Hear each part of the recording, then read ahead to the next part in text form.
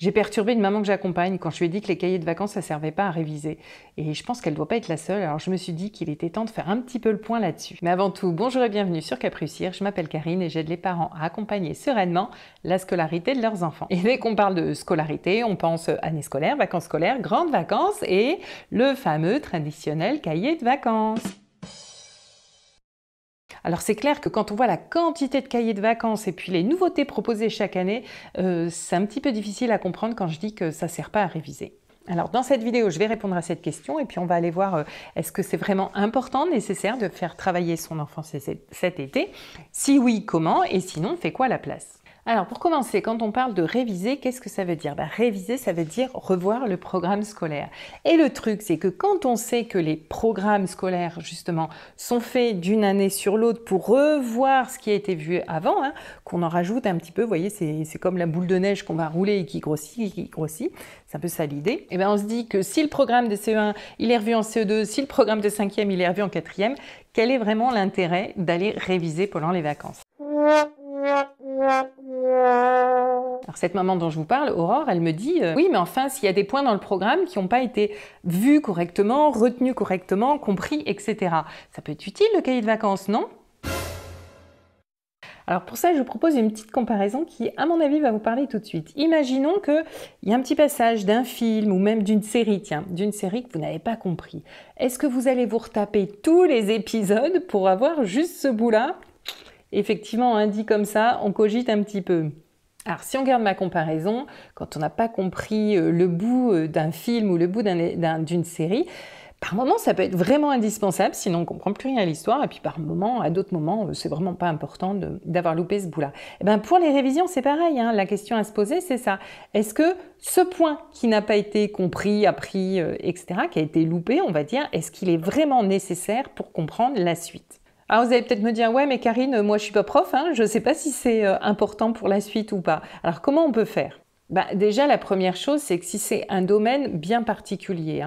Alors par exemple, la maman dont je vous parle, Aurore, elle s'est rendue compte que, en discutant avec son fils, que ce qui était vraiment nécessaire à pas maîtriser, donc nécessaire pour elle à revoir, c'était les dictées et la géométrie. Donc là, c'est deux domaines d'une matière, c'est pas le français et les maths, mais deux domaines bien spécifiques.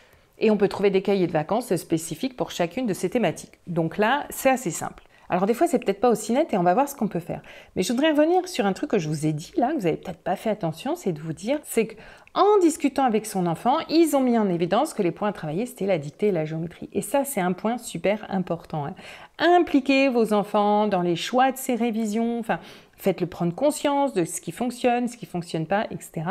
Plus vous allez l'impliquer, plus il va être motivé pour faire ces fameuses révisions, si on peut appeler comme ça, pendant l'été. Alors parfois, ça va être des choses qu'on va plus voir dans les livrets scolaires, du type ne connaît pas ses tables de multiplication, ou a encore du mal à faire des phrases correctes, ou par exemple en anglais, bonne connaissance en vocabulaire mais ne maîtrise pas la grammaire. Donc vous voyez, en allant chercher comme ça dans les bulletins, voire même si vous les avez gardés, moi ce que je vous invite à aller voir, c'est les évaluations, les appréciations d'évaluation, voir un petit peu ce qui a fonctionné ou pas, vous allez avoir des indices comme ça. Et puis si vous n'avez vraiment pas envie de vous casser la tête avec ça, je vous rappelle que vous pouvez me contacter, on peut prendre rendez-vous pour une consultation où je vais comme ça étudier tout ça de près pour vous, les livrets, les évaluations, tout ce que vous avez à me dire et on va voir, mettre en avant les points qui sont à retravailler un petit peu cet été. Alors du coup, par exemple, là j'ai pris comme point à travailler les tables de multiplication ou, je sais pas, du vocabulaire d'anglais. Pour ces choses-là, on n'a absolument pas besoin de cahier de vacances. Les tables de multiplication, vous avez tout un tas de jeux, vous avez Multimalin, l'application sur téléphone que j'aime beaucoup, Mathematics, il y a plein de choses qui permettent de réviser. Je vous avais fait une vidéo là-dessus sur les tables de multiplication, les jeux de tam-tam, etc., qui permettent de réviser ça. Les verbes irréguliers ou le vocabulaire en anglais, c'est pareil. Donc vous voyez l'idée, je ne vais pas tout énumérer comme ça ici, je vous le redis, contactez-moi si vous avez besoin, mais l'idée c'est vraiment de mettre le projecteur sur qu'est-ce qu'on veut retravailler durant cet été. Et parfois, ça va être rien du tout. Si votre enfant a très bien fonctionné toute l'année, si vous êtes satisfait de ses bulletins, de ses résultats, etc., il n'y a pas forcément besoin de faire de cahier de vacances pendant l'été. Alors ça peut être pas mal quelques jours avant la rentrée pour se remettre dedans, pour réactiver le cerveau comme on dit, mais c'est vraiment pas obligatoire. Personnellement d'ailleurs, moi mon fils en a jamais fait, ma fille voulait un cahier de vacances tous les ans qu'elle a jamais fini. Et c'est logique qu'elle l'ait pas fini, c'est complètement logique parce qu'en fait, il faut que je vous explique autre chose. L'enfant qui, souvent les enfants qui réclament des cahiers de vacances, c'est des enfants qui marchent plutôt bien à l'école et qui ont envie, voilà, que ça continue pendant l'été. Quand ils fonctionnent bien à l'école, quand ils obtiennent des bons résultats, ça sécrète dans leur cerveau de la dopamine. Vous m'avez sans doute déjà entendu parler de ça, qui leur donne c'est une forme de récompense en fait, cette dopamine. Voilà, avoir leurs bons résultats, la dopamine, yes, c'est la récompense, on a envie de continuer. Sauf que pendant l'été, bien souvent, comme on l'a dit, les cahiers de vacances sont bâtis pour être de la révision. Quand ils font un exercice, ils n'apprennent rien de nouveau. Ils vont pas finir l'exercice en se disant « Yes, j'ai réussi !» Ce fameux « yes » que j'aime tant. Et du coup, ouais, c'est un peu monotone. Ok, ça marche, j'ai fait mon exercice, et alors ? Donc on a beau mettre tout ce qu'on veut de ludique, les plus belles pages colorées, des formats différents, etc. Si l'exercice en lui-même, il présente pas un petit challenge, un petit défi, une petite nouveauté, enfin un petit truc à dépasser comme ça, l'ennui, il est là. Donc, si l'idée, c'est de remettre un petit peu le cerveau en route, par exemple, juste avant la rentrée pour réactiver tout ça, un peu comme quand on rentre de vacances et qu'il faut aérer la maison et remettre en route tout le fonctionnement, ok, cahier de vacances, ok. Mais si c'est plutôt dans l'idée de stimuler l'esprit comme ça et de continuer à ce que l'enfant découvre des nouveautés, découvre des nouvelles choses, alors là, il y a beaucoup d'autres choses à faire que le cahier de vacances. Vous avez par exemple tous ces cahiers qui vont être basés sur des énigmes, des défis, etc. Attention, là aussi, c'est pas parce qu'il y a marqué énigme qu'il va y avoir vraiment vous voyez, je fais ces petits gestes, ce petit truc à relever. Là, pour le coup, il va vraiment falloir choisir avec votre enfant. Aller en feuilleter, aller les regarder, le laisser absorber dans une page, puis voir quand il est vraiment pris. Et ouais, youpi, il a trouvé, il est content. Il y a ce petit truc de se dire « Yes, j'ai réussi quelque chose que je ne savais pas faire avant ». Mais ça, on peut le découvrir dans plein d'autres choses. Je vous avais fait une vidéo spéciale là-dessus, sur qu'est-ce qu'on peut faire l'été sans cahier de vacances. Et par exemple, mener à bien un nouveau projet, que ce soit, je ne sais pas, aller construire une cabane dans les arbres, que ce soit apprendre à jouer aux échecs, que ce soit se mettre à cuisiner pour la première fois. Enfin, tout ça, je ne vais pas développer ici, mais ça va vraiment développer toutes ces compétences qui sont importantes, indispensables à l'école, de savoir planifier, s'organiser, se concentrer, aller jusqu'au bout de sa tâche, la persévérance, tout ça, ça va être vraiment indispensable, enfin, des compétences indispensables pour l'école et qui vont pouvoir développer dans d'autres situations que ces fameux cahiers de vacances. Donc, on a dit, on peut faire plein de choses sans les cahiers de vacances. Les cahiers de vacances, on peut les utiliser pour se remettre en route avant la rentrée. On peut les utiliser aussi, voilà, quand il y a une difficulté dans un domaine bien particulier. Mais dans ces cas-là, attention. Je vous rappelle quelque chose que je dis très souvent aussi, le stress bloque les apprentissages. Donc si on aborde ce cahier de vacances avec les mêmes tensions, les mêmes crispations que toute l'année, les mêmes prises de tête autour de la page de cahier de vacances qu'on a eu autour des devoirs, bénéfice net égale perte. Alors c'est pour ça, pour vraiment éviter ces tensions, que moi je vous invite comme toujours, avant de foncer tête baissée dans une astuce, un outil, etc., c'est de se poser des questions. Ça, vous savez, mon enfant est-il motivé à travailler cet été? Ça, c'est la première qui va vraiment nous guider.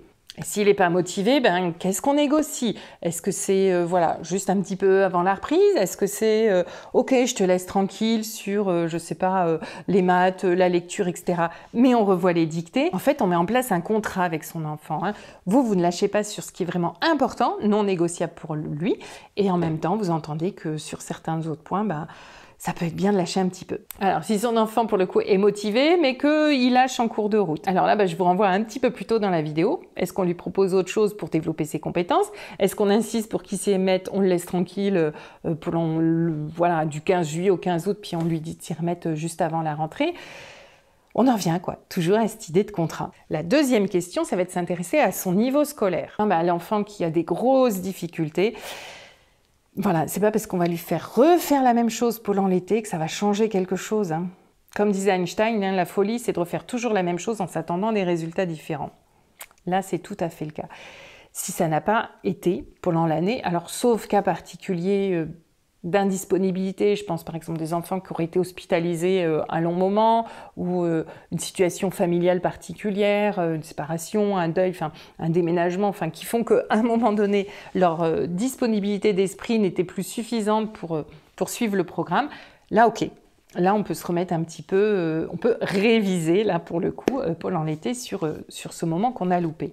Mais sinon, si c'est des difficultés beaucoup plus ancrées, des difficultés en français, en mathématiques, enfin, des choses comme ça, là, l'important, ça va être vraiment de comprendre d'où viennent ces difficultés, hein, pour pouvoir mettre en face ce qu'il faut pour y remédier. L'idée, c'est un petit peu comme si on mettait régulièrement de l'essence dans sa voiture et puis qu'on se dit « je comprends pas, la jauge, elle est toujours en bas ».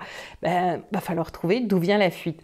Donc là, va falloir trouver comment ça se fait que l'enfant n'arrive pas à apprendre. Et pour ça aussi, vous pouvez faire appel à moi puisque je propose des bilans scolaires pour faire le point en français et mathématiques. La troisième question, ça va être de quoi mon enfant a-t-il vraiment besoin cet été? Et 9 fois sur 10, l'enfant a surtout besoin de se reposer, de se détendre, d'avoir, alors j'allais dire zéro contrainte. Bien évidemment, c'est pas possible, enfin, ne serait-ce que le sommeil, l'alimentation, etc. Mais d'avoir un minimum de contraintes et un maximum de liberté. C'est ça vraiment qui va lui permettre d'accepter le reste des contraintes, enfin les contraintes pendant le reste de l'année. Alors, il y a certains parents qui me disent « ouais, mais si je le laisse faire ce qu'il veut pendant l'été, après à la rentrée, c'est compliqué ». Ben là, c'est ce que je vous ai dit, on prend environ une quinzaine de jours. Hein. Je vous ferai des petites vidéos, peut-être même un petit défi sur le groupe Facebook ou quelque chose comme ça. Hein. Les 15 jours avant la rentrée, ça va être vraiment le moment où on remet les bonnes habitudes en route comme ça, petit à petit. Mais enlevez-vous bien de la tête que s'il vit sa vie pendant 1 mois et demi, ça va être la cata à la rentrée. Non, non, non, il a besoin de ça, de souffler, de récupérer. Encore plus aujourd'hui qu'avant, tellement nos enfants sont soumis à des sollicitations perpétuelles tout le temps, enfin un monde tout le temps en changement qui va très vite, etc. Donc pour le coup, ce qui va être vraiment important à veiller pendant cet été, c'est de répondre aux autres besoins de votre enfant. Son besoin de repos, son besoin de détente, son besoin de soleil, son besoin de bouger, d'activité. Et là, pour le coup, effectivement, vous pouvez exiger qu'il ne passe pas la journée sur les écrans. Voilà, on a fait un petit peu le tour, vous avez compris en fait. Enfin, l'idée, c'est pas seulement que le cahier de vacances ne sert pas à réviser, c'est qu'en fait, on n'a pas vraiment besoin de réviser pendant l'été. Ou on se remet en route, ou il s'agit juste d'une remise en route, par exemple, avant la rentrée.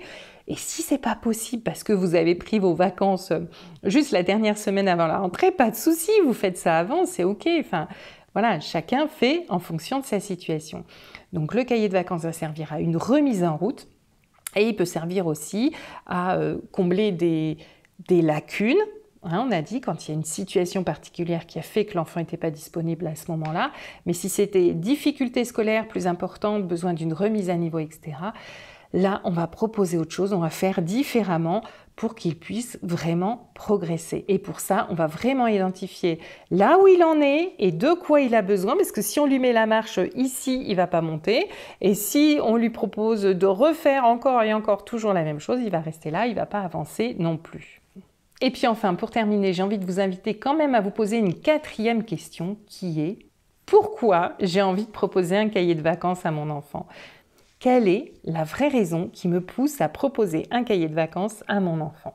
Et si vous êtes honnête avec vous-même, vous allez vous rendre compte que bien souvent, c'est parce que vous en aviez fait plus jeune et que vous aviez l'impression que ça fonctionnait ou parce que vous ne savez pas faire autrement. Et peut-être aussi tout simplement que c'est une façon de vous donner bonne conscience, de contribuer, d'aider votre enfant dans sa scolarité et c'est ok. Mais dans ce cas-là, je vous invite à être clair avec ça et de le présenter alors. Pas comme ça, on ne va pas dire à son enfant « j'ai envie de me donner bonne conscience », mais de lui dire « écoute, moi ça me rassurait vraiment que tu fasses une page de cahier de vacances pendant l'été ». Et là c'est ok, on le sait. Et bien souvent l'enfant, au mieux pour vous faire plaisir, au pire pour pas avoir de soucis, il va finir par obtempérer. Enfin, dans tous les cas, moi vraiment ce que je vous demande, c'est que les cahiers de vacances ne soient pas encore une source de conflit, de prise de tête, de tension, comme j'ai pu le voir dans certaines familles où on se fâchait, l'enfant finissait par pleurer, on déchirait le cahier de vacances, etc. Non, non, non, les vacances c'est fait pour se détendre, puis pour se retrouver en famille, pour être heureux de passer du temps ensemble. Donc pour ça, je vous mets ici la playlist un petit peu sur tout ce qui est sortie culturelle, enfin jeux, etc. Et ici, une vidéo sur comment aider son enfant, comment faire réviser son enfant cet été sans cahier de vacances. À très bientôt pour une nouvelle vidéo. Bye!